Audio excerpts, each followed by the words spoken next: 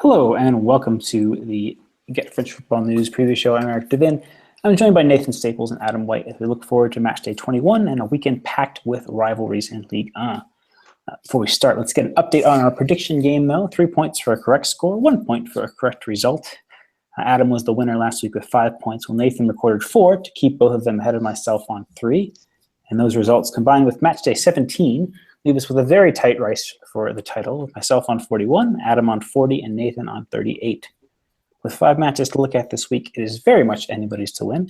So, gents, let's start with tomorrow evening's match. That's Nice's trip to Bastia. And this match, both in Corsica and in Nice, has been the site of some unseemly action from both sets of fans in the recent past.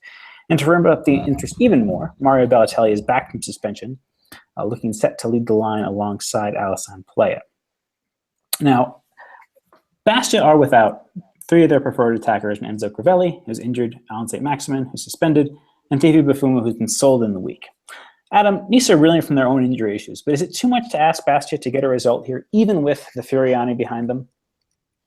It's an interesting one because I feel like that there is quite a lot of hope for Bastia in this game, but not necessarily because of their issues, and they have got quite a few with players suspended and players injured, and obviously selling David Bafuma, which was I don't know the fee involved, but I think he's a decent player, and I would like to see them hold on to him if at all possible. He's decent for rounds at the end of last season, but I think the issue comes here with Nice's form, and I think in the last couple of games, albeit quite sort of spread over the Christmas period against Bordeaux, and then against Metz last week, they're starting to look a little bit shaky with players sort of dropping out, and players. John Michel is obviously at the African Nations Cup, the suspensions of Bahanda and Balotelli after their sendings off at Bordeaux.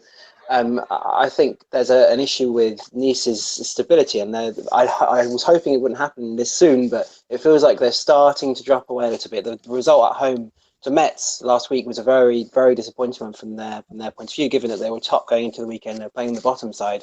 A home game there, you would have felt was a banker to some extent. Although as we discussed, Metz are a little bit improved in recent weeks.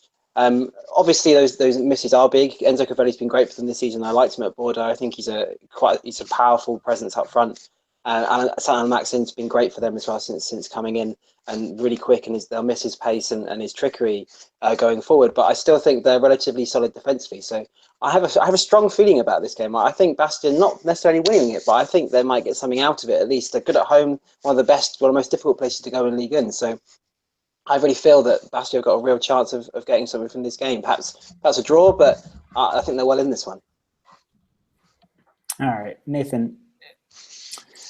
What about Nice? So Remy Walter is back in the side, but Paul Bice and Maxime Le Marchand are once again absent. Does this force Les Aiglons to play a 4-3-3 with Arnaud Lusamba and play a wide? Or should Favre try something else, maybe giving a chance to the likes of Anastasios Donis or Marcel? It's a tough one, isn't it? I think we saw last week with the 3-4-3, they tried to play maybe a little bit more adventurously at home against a Met side. They thought they might be able to walk over, and it didn't turn out that way. And now with Paul Bice not in for the next couple of weeks and Le Marchand not able to cover either, there's no Bodmer either because he's out of contract. He's left the club as well. So they are lacking options in that central defensive area. So you're thinking that surely that organically moves them to a 4-3-3. And I can see them playing the way you mentioned with Lusamba and player wide, Balotelli through the middle. Remy Walter coming back is a good plus. It gives them more defensive stability alongside probably going to be Coziello and Cyprian again, with obviously Seri at the African Cup of Nations and Belanda out in the stands at the moment. Do you give a chance maybe to one of those younger players? Because Lusamba was okay at the weekend. No one really stood out, really. Players struggled to get into the game. I've liked what I've seen of Marcel in the past. I think he's an interesting player. I think he works hard. I think he's got great energy. Might need to see a little bit more from him to see whether he really fits into the squad and as a starter in this kind of game. And Donis, we've mentioned on the main podcast on Monday that we've not really seen anything of him. He looks interesting when he's come on. He looks like a lively player. Maybe that's another option for them. I can't see them trying to go with a back three in this one without one of Bice or Le Marchand. I don't think they have the cover. Could they maybe... I wouldn't be surprised if he maybe moves Suke there, maybe. He's done it before.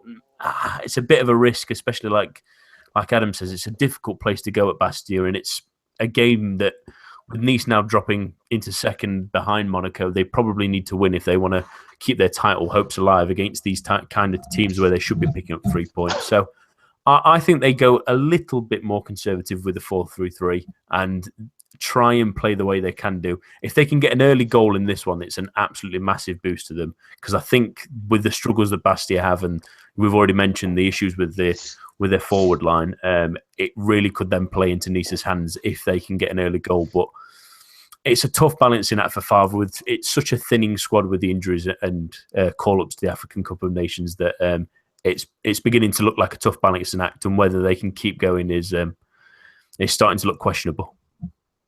Yeah, I should also mention that Bastia are basically without a fit center back. They're probably going to be playing Alexander Jiku and Benson at center back after Morange went off at the weekend as well. So they're really up against it unless Lindsay Rose is ready to play at the weekend. It's a very tough situation for both teams in terms of injuries.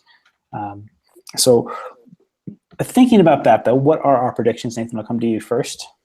I think with what you've just mentioned there, the defenders as well as the attackers, I can't see Bastia in the form they're in as well getting a result in this one. I think Balotelli scores a brace in a 2-0 win for Nice. All right. Adam? 1 each for me. I just have a feeling about it. Despite the injuries, it's an exciting one, I think. All right, I'm going to go with a 1-0 win for Nice on the road in the Derby of the Mediterranean, as it's so called. Speaking of derbies, we've got 3-ish to look at this week. Another one of those there's definitely a derby, is Bordeaux-Toulouse, the Derby de Garonne.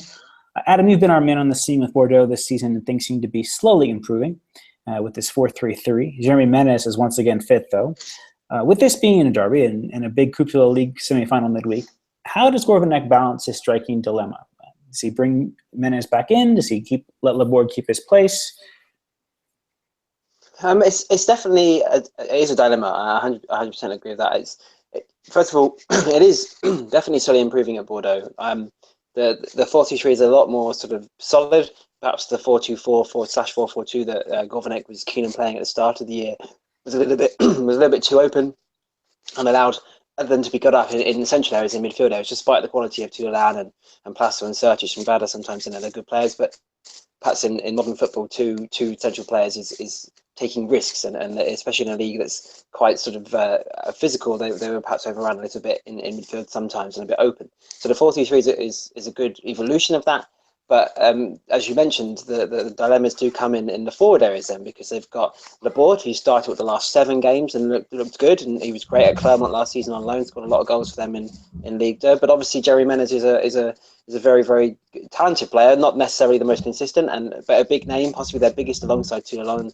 He'll expect to be playing, and Gourvenec will want to play him. If on form, Jerry Menez is great news for Bordeaux. But the problem is that Menez hasn't been on form this season at all, and the last time I think he made an impact in a game was possibly off the bench back in November, when when they beat Dijon at home 3-2. He came off the bench and played well. Then I seem to remember Camano scoring twice in that game as well. And then looking at the start, when he started the game, you're looking as far back as September when they beat Lyon away, when the last effect of the game really affected from the start. So to be honest, at the moment, the board deserves his place.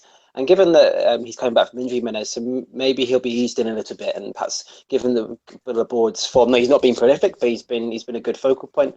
Perhaps Menez can come into the cup game in the week, and then perhaps we'll go from there. Maybe next weekend, next League game, he'll be starting from there. But I prefer to see the board in a full position. And then you've got the problem with Unas, where he sort of irked his manager with his attitude in recent weeks, and perhaps that sending off, they got him a 4-game ban before Christmas, was something that Gourvenec has not taken kindly to. And as talented as Adam Unas is, and he's one of my favourite players in the league, he does have attitude problems, and he's been a bit petulant at times and a bit sort of wayward. And at 20 years old, obviously he's got a long time in his career to go, and I hope, and I think he can have a very good career, but it's something he needs to work on. And I think Gourvenec has been used in sparingly anyway, so I think he perhaps won't start here. But you would hope by the end of the season that he's going to be starting regularly every game and back to the form we showed at the end of last season. So I think it will take a little bit of time there. So for now, I'd like to see them go with Laborde, Camano, and Malcolm. I still think Diego Rolon's got a lot of form issues. So I think the front three that you mentioned perhaps are the best options for this game, and maybe the other three can start in the week. And because they've got a lot of options there as well. You're thinking those 6 players plus there's Thomas Toro, who's going to be out for a little while, but he's a good option in that era. So excuse me. So there's there's options. But I think given the form of Laborde, he should start. I like Malcolm and I like Kamano. I think those players offer pace and directness, and they can score goals like that. So ease the other players back in for now, I think. All right. I can't say I would have to disagree. Unas has mentioned in interviews he admires Sofiane Buffon, and I think that you get the good with the bad along with that, which we all know too well. Yeah. Nathan, turning to Toulouse, they've had poor results in recent weeks, but might feel aggrieved in their recent losses against Nantes and Marseille. Having played decently but not gotten the rub of the green. Is this simply bad luck, or do you see something different in the way this team plays now as opposed to the way they were at the beginning of the season? It's a little bit of bad luck, certainly. I think against Nantes, they can feel a little bit aggrieved. They went down a goal and they really did press to try and get back into the game. And a little couple of deflections this way, a little couple of lucky issues the other way, and it doesn't quite go their way. Same again, like I say, Marseille game was a little bit unlucky as well. But it's maybe a case of that luck going against them a little bit. They've had times this season where they have been a little bit lucky, especially towards their end of their good run. They had a couple of maybe contentious results of maybe just sneaking games, and it's coming back to bite them a little bit. They've not got that same tenacity for me that they had at the start of the season when they were beating teams like Monaco and Paris Saint-Germain at home. It's almost like Dupraz is such a motivator that he's almost exhausted them by geeing them up for these big games where they've come out with enormous results, and they've not really pushed on from there, which is a shame because they have some good players. Whether the speculation over Martin Braithwaite's affecting him, I'm not so sure. I thought he was okay against Norton. He had a half decent chance to score a goal. If they can keep him and get him firing again, then that makes a big difference to this team, because as soon as they start scoring goals, they've got some really talented players in the back. We've mentioned Issa Diop before. We mentioned Julien before as well, who's had a good season.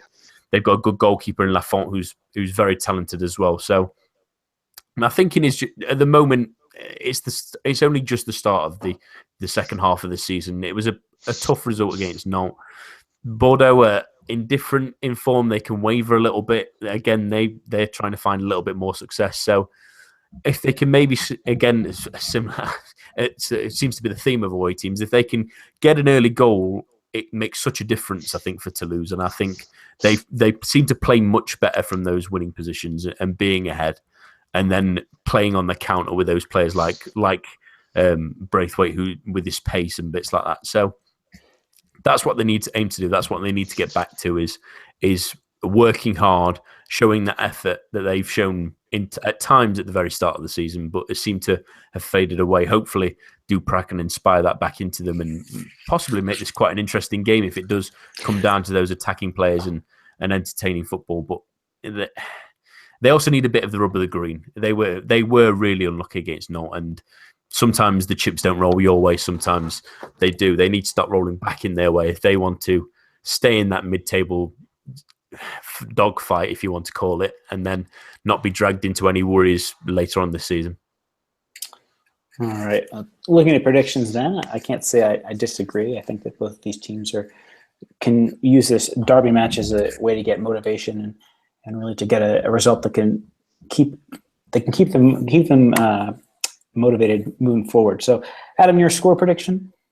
2-0 Bordeaux. Toulouse aren't great away from home this season. All right. I'm going to go with a 1-0 Toulouse win. And Nathan? 1-1 draw. All right. Well, let's move on to another regional rivalry, and that's Guingamp hosting Rennes. The last time out in this match, Adama Diakabi scored a last-minute winner after Guingamp had Mustafa Diallo sent off. Nathan, though, with Guingamp at home, do they seek to play more expansively than they had at the Roazhon back in, I believe the match was in September? Yeah, absolutely. I can remember the game it was very late September. Yeah, where Rennes ran out 1-0 winners. They were a little bit reluctant in that game, but that also was hampered by Diallo, like you say, being sent off with about 30 minutes to go, and they really did sit in their shell from that from that moment on. And they also played Marcus Coco in a sort of awkward centre forward role that didn't quite work in a 4-4-2. It was while Kornbaru was sort of still experimenting with the side and still finding their best kind of formation with the talent that they've got. I can't imagine he'll be playing the same way that they did it that way. They're going to be more expansive and play the way they have done at least before the international the winter break, apologies, where they played some really, really good football towards the end of that. I mean, the win against Paris Saint-Germain was exemplary of that, of the form they were in, the expansive football, the entertainment they can bring. I think they should really go for this one, especially the position they're in. They're in a really comfortable position, somewhere they can't have imagined quite being in fifth. A push for Europe's maybe a bridge too far, really, in terms of Champions League. Europa League's absolutely not out of the question, but there is an absolute triad of teams behind them waiting to pounce, so including Rennes themselves. So, yeah, I'd like to see them really go for this one and test how good they really are at this level and show whether they deserve to be in this Europa League spot and this Europa League fight. I've really liked Coco this season. I think Jimmy Brion's been really underrated. He's had a really terrific season. I've liked Neil Depot, who's come off the bench quite often. I hope he starts this one, actually, because I think he's really added something to this team when they've had the chance to have him on the field as well. So hopefully they use some of their players. I love their midfield as well of Doe and Diallo. I think they're really combative. I think they really complement each other really well. Doe's really willing to make attack into defense into attack, and Diallo's willing to sit or work with him in almost like a classic two-man midfield. I really like their combination, and the defence has been decent as well. Kerbrat wasn't excellent against Lorient. He got caught out a couple of times. He's maybe a little bit unfortunate when where he should really be sent off for a kick out at him, but he does bring him down for the penalty blatantly, and that kind of rashness worries me, especially 3 goals against Lorient, who haven't been terrific, at least in the last couple of weeks before the winter break. But I would like to see Guingamp go for this one. I don't think Rennes have been spectacular going forward this season, so there's not too much of a worry that end. And hopefully, if Guingamp can pull a win and maybe some results go their way, some teams start falling off, it starts making them look like in a really, really strong position in that 5th place in the table, and that's a real success for them this season. All right, Adam, how do Rennes respond to Guingamp's good form in this, which Guingamp are calling the Celtico? We've seen that Pedro Henrique is likely on his way out. Paul-Georges Intep is already gone. So Camille Grosicki is a given starter on one wing in this 4-4-2 that Gourcuff likes so much. Who should get this start on the other wing going forward? We've got Adama Diakabi, we've got Adrien Hunou, or is it someone else? This team needs more in attack. Who's the right player to do that, and who should get the start come Saturday? Well, yeah, it's definitely something that they're going to have to consider going forward. I mean, Christian Gourcuff's a master at getting results in Ligue, and so I have full confidence that they'll maintain their form, at least to some extent, for the rest of the year. But there are some big holes in the team now. Paul-Georges Intep was a huge player for them. When he was on form, he was one of the best players in the league, to be honest. He was in the top 10 players in the league. On form, he was great.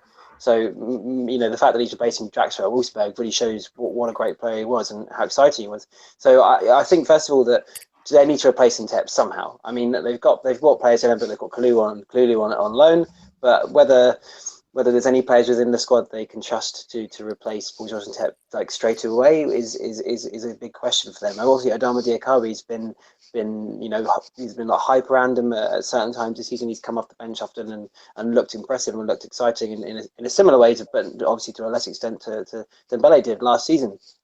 So for me, as you mentioned, it has to be one of those two for this game. I don't know that they'll be signing anybody between now and the weekend, but I'd like to see Diakabi get a chance in the team. I'm a big fan of Hunou as well. I think he's a technically very good player and one that can definitely do a job in this league. But of the two, I'd prefer Diakabi and see if he can replicate some of the, sort of live up to some of that hype that he surrounded him at times over the course of the season. But overall, I think they're going to have to look to replace Ntep somehow, because they've got a decent amount of money for him, and there are a lot of options across both Ligue 1 and Ligue 2 of players they could bring in and fill that gap. So I don't know if either of those two players, Huno and Diakaba, you mentioned, are going to be the first choice going forward. I think they need to strengthen their squad, but Christian Gorkov knows how to get the best out of teams in Ligue 1, and that 4-4-2 has suited him well, has worked well for him for a long time. He was at Lorient and it worked brilliantly well. So I think it is a little bit of a worry for them, but going forward, I think they've got the players to fill in those positions, and I imagine that they'll strengthen as well. So this game's close. I think it's going to be an interesting one, but hopefully we'll see a bit of Diakhaby and see if we can get him a run in the team and see what he's really like. Yeah, I have to say myself, I really liked the loan move of Abdou from Rennes, or to Rennes from Lyon. That is. Very undersized player, but he's got good movement, really likes to drop players out of position. He can pop up on the wing or centrally. Just the question is, if you're playing him as a lone striker, there's nobody in the box. Yeah. So it's a tough question, a tough derby. I'm going to go with a 2-1 Guingamp win. I think that Rennes are not quite at the races in attack. I think that we saw that against PSG, that Gourcuff plays a little bit too conservatively. I think that playing away from home in a rivalry match, he might revert to that again. I'm not saying he's going to start Gelson Fernandez in the right wing again, but definitely a more negative approach that does not, to me, bode well for Rennes' fortunes in this match. Nathan, your prediction? I'm going to go a reverse of the previous result, which is a 1-0 Guingamp win. All right. And Adam? 1 each, a classic Ligue 1 draw. All right. Moving on now to another match, and this one is not a rivalry by any stretch of the imagination, that being because one team has been in Ligue 1 for most of their history, and another one has not. That is Saint-Etienne hosting Angers. Now, Angers are really reeling as of late, Adam, due to the injuries and AFCON absence they've had. Is there any way this team stays up?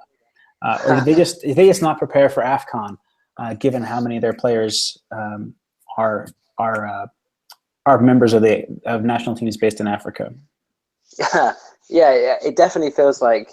I guess there's kind of 2 points to that. First of all, I really hope they stay up. As I've mentioned before on the pod, they're one of my favourite teams, if not my favourite team in the league. When they're on form, their first 11 is fantastic. They keep the ball brilliant well. They're really well organised and often can be really sort of compelling in a classic league kind of way. But I think the African Nations Cup situation is a difficult one because obviously there are a lot of African players in France and they've got some fantastic scouting networks, French clubs across Africa, and they find some fantastic players. And obviously there's a lot of the players that they've signed who are after the African Nations Cup have come from other French teams, but it's going to be difficult to replace those players because you've got players like Sheikh Ndoye, Tawa Koko Ekambi has been brilliant this season, Nicola Pepe has come in and done brilliantly well, and Dahiru is a top scorer. It's just sort of unfortunate. It's very difficult for a club like Angers to replace 4 or 3 of the best players, and Pepe's been influential too, just off the bat. Preparing for the AFCON would be very difficult, even given the sort of time they've had to prepare, because how do you go about replacing those players? It's a very, very difficult thing to do. I don't know that anybody in the league could really replace Sheikh Ndoye effectively.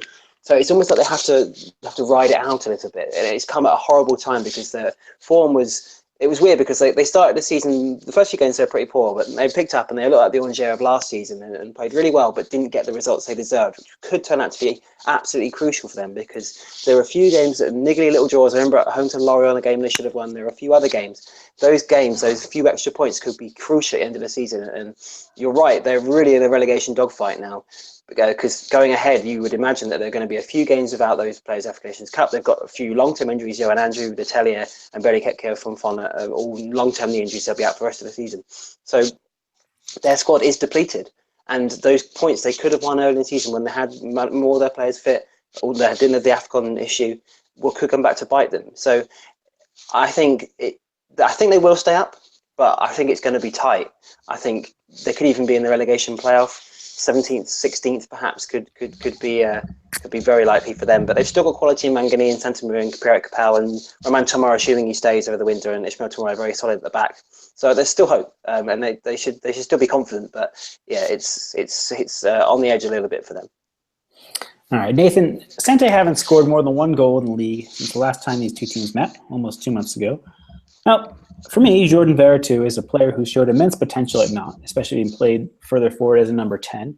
Could that be a role he could take up for Saint-Etienne if this team changed their tactics?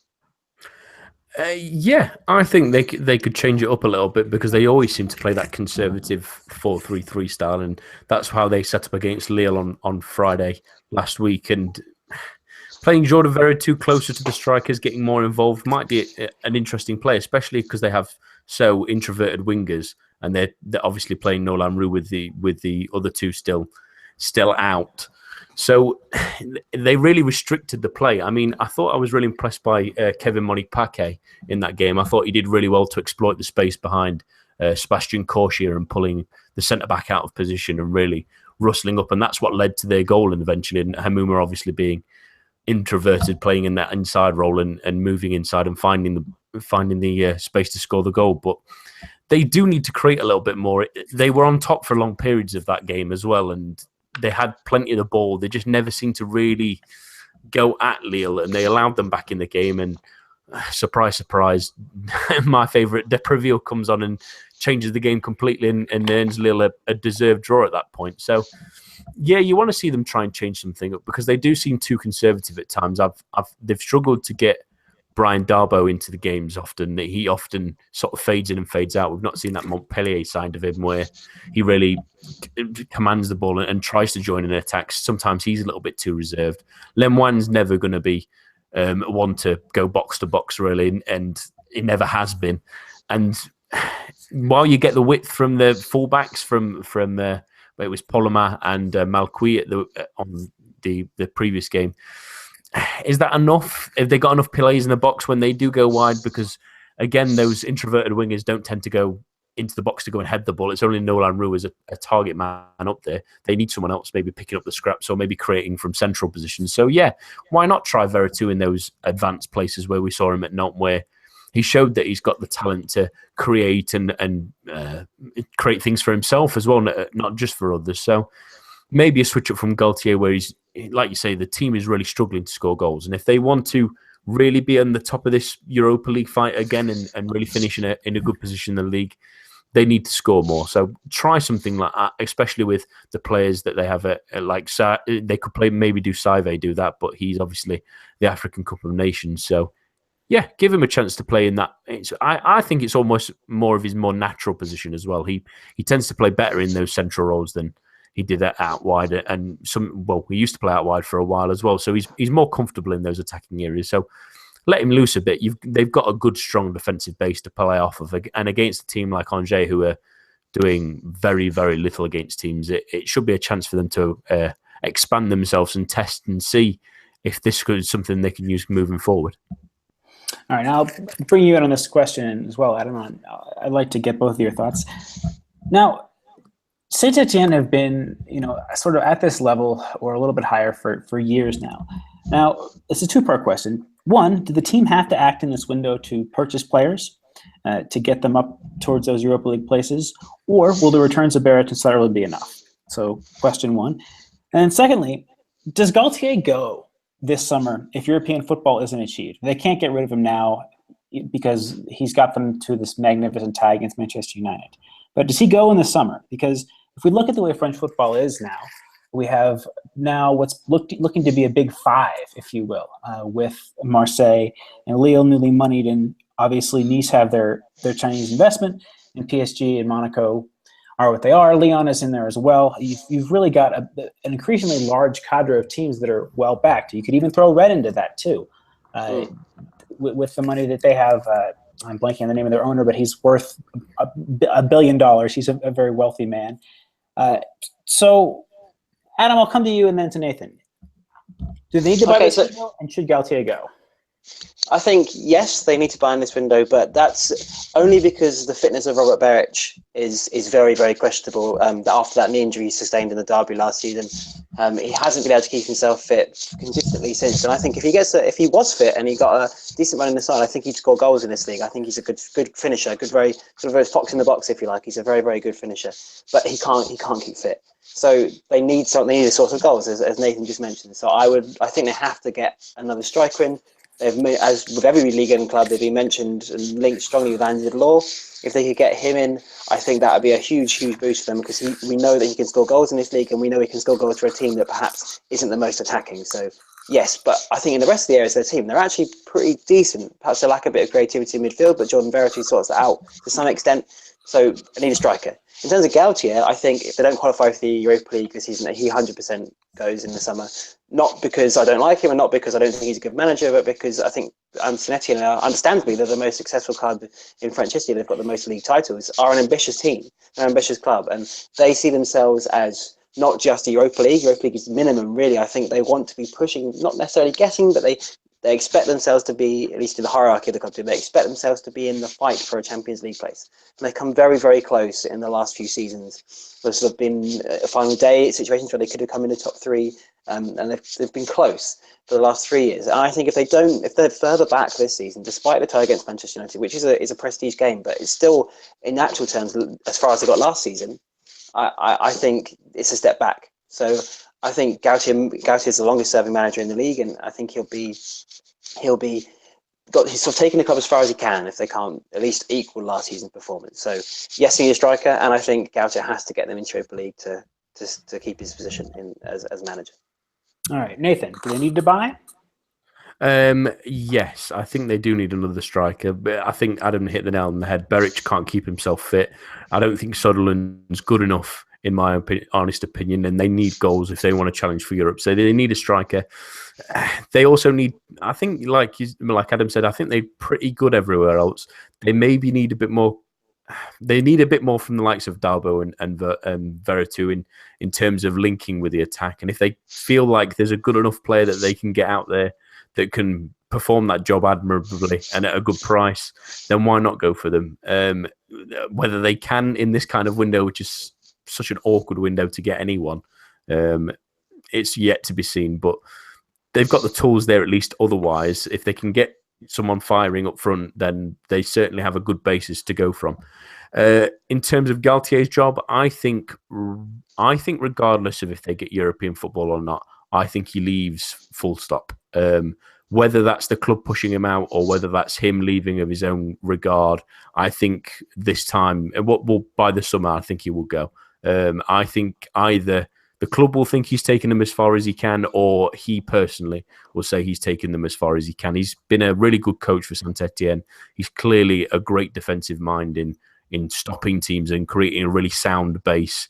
But he's never really built an attacking form off that. They had the moments with when Aubameyang was there, but he's such a talented forward that it changes that lineup completely. And they've never really regained that form off of that. They've never really challenged at the top end. They've not got the cash to do that either, to really compete with the teams, especially now with it seeming like Marseille and Lille are going to be spending the money soon. And like you say, Rennes are relatively well backed. So they're going to struggle to even achieve European football again next season if reports as believed of how much teams are going to spend next summer and bits like that. So he might feel like it's time to move on, and knowing that if he hangs on a little bit longer, they might get pushed out anyway. Otherwise, if he doesn't make European football, I think he'll go in. He'll be gone by the club anyway. All right, Nathan, your prediction then for the match? I'm going to go 1-0 Saint-Etienne, the classic score. All right. Adam? 2-1 Saint-Etienne. Okay. I'll go with a scoreless draw. All right, so now turning on to a match that's not a geographical rivalry, but for other reasons, it has been perhaps one of the more exciting ones, particularly in the last decade, prior to the QSI takeover of PSG. These are probably the two best teams in France year in and year out, and that's Lyon hosting Marseille. Nathan, at the weekend, we saw Marseille dip into what looked to be a 4-2-3-1 with Maxime Lopez playing off of Bafétimbi Gomis. Bounassar and Thauvin were the wings. Is that something you'll be looking forward to with the arrival of Morgan Sanson? And if so, who partners him in central midfield? Yeah, I really liked the 4-2-3-1 they showed last Sunday. I know, obviously, it was in a losing effort against Monaco, but I think we all agreed on Monday's podcast that it was more an effect of how good Monaco were on the counter and maybe some lapses in concentration and positional wise in the defence of Marseille rather than their attacking unit, who were quite decent and created a few chances. And on another day, especially in that first half, maybe they grabbed a couple more, and it's less of a complicated game. But I like Maxime Lopez, and I like him a lot, and I like him in that role as well. It gives him a lot more freedom to be his creative, wondrous self, where he tries to find the right pass, he tries to find the extra movement or the skip past the player to try and create space. I like him in that area, and it relieves him a little bit of the worries of tracking back or anything like that, because he can be a little bit rash. He caught a booking in that game for sprinting back and colliding with Fabinho, so it maybe is better to get him out of the way in those situations a little bit. In terms of who partners him, whether Morgan Sanson starts, I think they might not go for it in this one. I think they might leave him out to start off with, and it might be Zambo Anguissa and Van Queer and midfield on themselves. If they do start Sanson, I keep Van Queer in the side. I think he's more experienced, obviously. He's a little bit more of a better defensive midfielder, so he's a bit more aware of his surroundings. He has got a good tackling ratio. He's got a good interception ratio. So keep him in the side, because Morgan Sanson's obviously going to be more expansive. He's going to be more of a box-to-box kind of player. But he'll have to be slightly more receded than he was at Montpellier, where he was given a little bit more freedom. He'll probably have the shackles on him a little bit to keep his mind on defensive issues as well, if needs be. But that's the real question. If I was Rudy Garcia, I would start Morgan Sanson, because I think he's a really, really talented player that's really finding his feet again after a couple of years of having injury issues and fitness issues. He's really jumped back on the wagon of that talent that we thought he would be, and he was really excellent for Montpellier. Other than Riyad Boudebouz, he was by far their two best players so far this season. So I think he's a really good arrival. I think he will add a balance to that midfield in the sense of against weaker teams, he's a much more effective attacking presence than either of those two midfielders that they usually play. And Van Queer just gives him a bit more coverage than Zambo Anguissa, although he obviously can grow in that role. So you can mix that up a little bit. But it gives them more options as well. Sanson can obviously play in that hole as well if needs be. If Lopez is maybe injured or maybe needs a rest. So that's an option. He can also play out wide if needs be. We've seen him on the wings. So yeah, I think it's a really good signing, and I think that I would start him. I think that Garcia stays a little bit conservative away from home against a good team like Lyon. I think he stays with the two more defensive-minded midfielders. All right. Adam, speaking about Lyon, Memphis Depay's arrival was the big story this week, and while the Dutchman likely won't feature from the offset, the deal actually has not been concluded yet as of recording. Within the next 48 hours is the latest word from Jean-Michel Aulas. Dude, is this the right move for a Lyon side that seems to be very much on the outside looking in for the Champions League this season? Whether it's the right move is a question which, of course, we'll address, but I can't help thinking that it's a very exciting one. I really am excited to see Memphis Depay at Lyon. I think it's a good fit for player and for club in terms of sort of the philosophy. Perhaps hasn't really worked out for him at Manchester United. Perhaps it was a little bit too soon moving to such a massive club. Perhaps he should have ended up at a club like Lyon, who perhaps are also a big club but not as big as Manchester United, obviously, to start with. Maybe sort of it was a bit too far for that such an early move in his career. So I think it's an exciting one. I think he's a very talented player, as we know from World Cups and from his time with flashes at Manchester United, and especially his time in Holland. So it's a great move in terms of for the league. But whether it'll work in the long run is very much open to debate. I think if they're going to spend this sort of money, and it was questionable whether he could even afford him to start with, because obviously his wages at Manchester United are very high, you would have thought that the crying out for a defender, and that none of their defenders have performed particularly well this season. So you would have thought that if they were going to really prioritise, they would have gone for that. But this is a bit like a marquee signing, isn't it? It's a box office signing that Jean-Michel Aulas will be able to say that Lyon can attract big players and international standard players, and that they're going to want to come and play for such a big club, and they're fantastic new stadium. So from that point of view, it's good business. I have a feeling that this will go one or two ways. He'll be absolutely brilliant or be absolutely terrible. I don't think it's going to. There's no way this goes okay. It's one or the other. And also, how does it affect the rest of the side? Do they switch formation? Do they move to 4-2-3-1? How does it work? Which remains to be seen. What is Depay's best position? He's played up front for Manchester United sometimes, and he's played there other times in his career as well. But obviously, Lacazette's got that position locked down. So does he play behind Lacazette? Does he play on either wing? You've got to fit Matt Neville Fekir into this team as well. Do they revert to a diamond and play them together? I think that is going to be the big question for Genesio going forward, is how does he get the best out of Memphis Depay? Because the best of Memphis Depay is absolutely brilliant. So it's just whether he can mould Depay into his team, and whether him and Lacazette, Gonalon, Fekir, Tolisso, those players will gel. Then not to mention Vatu, Valbuena and Rashid Ghazal, so they've got talent there. So I think it's great for the league, and I can't wait to see him in a Lyon shirt and playing in Ligue. But whether he is able to fit into the Lyon team and whether Genesio uses him appropriately is open to debate. And it would be great to see how it goes. But I have my doubts for now. But box office signing and fair play, I'm looking forward to. A bit like Draxler, really looking forward to seeing him in the league. But questions are raised over whether it's the perfect signing in terms of what they need in terms of a squad. All right, I have to interject here as a Lyon fan. I've been speaking with quite a few. We have an OL USA group on Facebook that we're actually a pretty good size. There's about 200 of us, and we were having quite the discussion about this yesterday when the news was coming through. And I was a rare minority in not liking this move.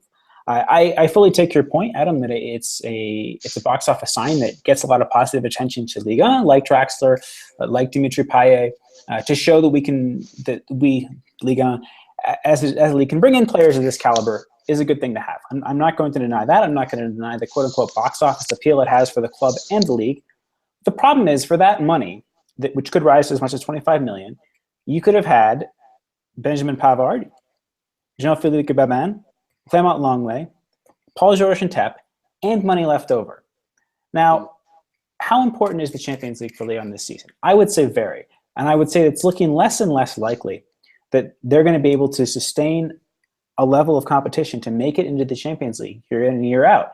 And all this, and much as they had in 2010, 2011, when they brought in a lot of expensive players and that didn't work out, that financially hamstrung them over the next 4 or 5 years. And that led to the likes of Mohamedou Dabo, Pap Diakate, Miguel Lopez. If you're a Lyon fan, you don't recall these names fondly. Because they had overspent on players like Alex Sissoko, like Ederson, even Jimmy Briand to some extent. I know he had some good moments at Lyon and some bad, but was he worth the fee? Maybe not. They had some good transfers at that time too, Sandro Lopez, Michel Bastos. But the fact of the matter is that overspending on a limited set of players when a more diverse group of players who could grow into the team and succeed, much like, for example, Maxwell Cornet has, is, I think, the way to go. And I think that you could have, with that same amount of money, gone a lot better into addressing the depth issues that Lyon do have, particularly at center back. We're seeing now, we'll see what happens with this injury that Mukhtar Diakhaby suffered at the weekend, but having to play Maxime Gonalon at center back for at least until Nicolas Nkulu is back, or maybe Jeremy Morel. But again, it's far from an optimum circumstance for Lyon at this point in time. So for me, I just think diverse. I was going to say, shall I interject for a third one? As a Man United perspective. Go for it, definitely. Yeah, I was just to quickly conclude. I do want to bring you in on this as well. I do think that that money would have been better spent on some of all of these incredible young players that are being brought through in the French underage divisions. I mean, the ones I mentioned are fantastic, and I think would serve Lyon really well. The likes of a Pavard or Gabamman could be your solution at right back for the next 20 years or next 10 years. So I don't know. I appreciate the splash that it makes, but in terms of the holistic approach towards team building, I really don't like the move. Very quickly on Man United, it's a good money move for them. We've got too many players in those kind of positions that are ahead of him, and even young players that are probably going to go past him in the near future as well, like Marcus Rashford. But I mentioned this on Monday, Eric, and I think it's a move that shows that they're planning for a future probably without Alexander Lacazette. I can see them possibly moving Fekir in the middle next season and playing Depay out wide.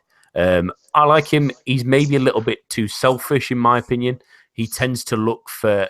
He reminds me in a sense of Nani, he maybe looks too often at trying to create an opportunity for himself rather than others.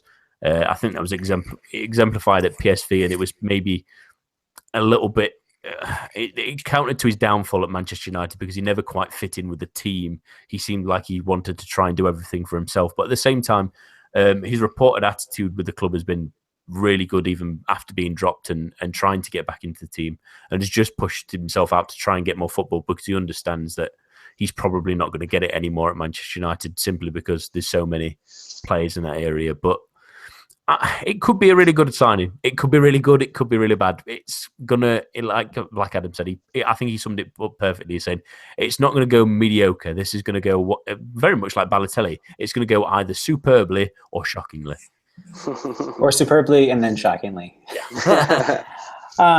All right. Well, I appreciate y'all's perspective on that. It's certainly an interesting to see how it'll work out both tactically and personnel wise for Lyon.